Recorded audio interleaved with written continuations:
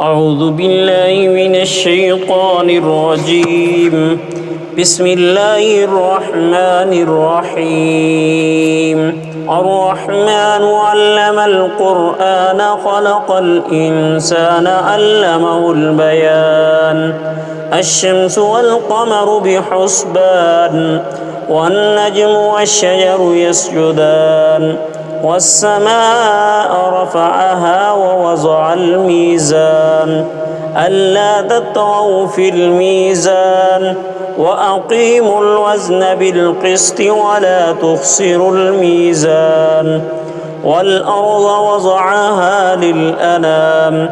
فيها فاكهة والنخل ذات الأكمام والحب ذو العصف والريحان فبأي آلاء ربكما تكذبان خلق الإنسان من صلصال كالفخار وخلق الجان من مارج من نار فبأي آلاء ربكما تكذبان رب المشرقين ورب المغربين فبأي آلاء ربكما تكذبان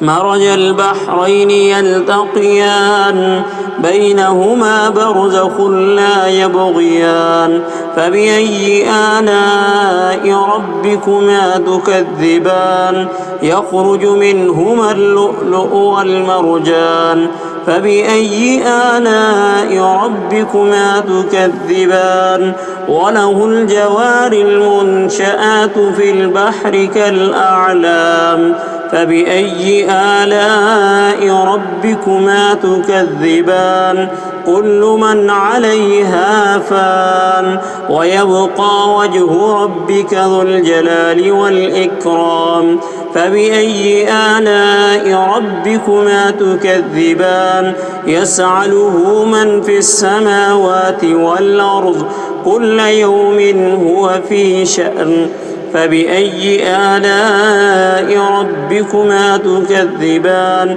سنفرغ لكم أيها الثقلان فبأي آلاء ربكما تكذبان يا معشر الجن والإنس إن استطعتم أن تنفذوا من أقطار السماوات والأرض فانفذوا لا تنفذون إلا بسلطان فبأي آلاء ربكما تكذبان يرسل عليكما شواظ من نار ونحاس فلا تنتصران فبأي آلاء ربكما تكذبان فإذا انشقت السماء فكانت وردة كالدهان فبأي آلاء ربكما تكذبان فيومئذ لا يسأل عن ذنبه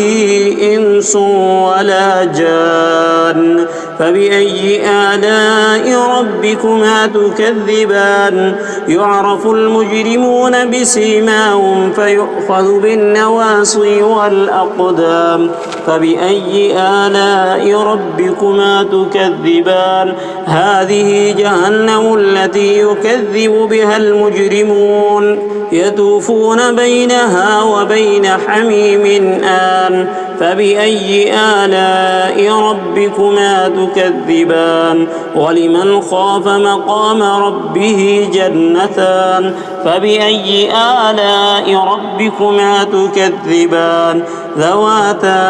أفنان فبأي آلاء ربكما تكذبان فيهما عينان تجريان فبأي آلاء ربكما تكذبان فيهما من كل فاكهة زوجان فبأي آلاء ربكما تكذبان متكئين على فرش بطائنها من استبرق وجنى الجنتين دان فبأي آلاء ربكما تكذبان فيهن قاصرات الطرف لم يطمثهن إنس قبلهم ولا جان فبأي آلاء ربكما تكذبان كأنهن الياقوت والمرجان فبأي آلاء ربكما تكذبان هل جزاء الإحسان إلا الإحسان فبأي آلاء ربكما تكذبان ومن دونهما جنتان فبأي آلاء ربكما تكذبان مدهامتان فبأي آلاء ربكما تكذبان فيهما عينان نضاختان فبأي آلاء ربكما تكذبان فيهما فاكهة ونخل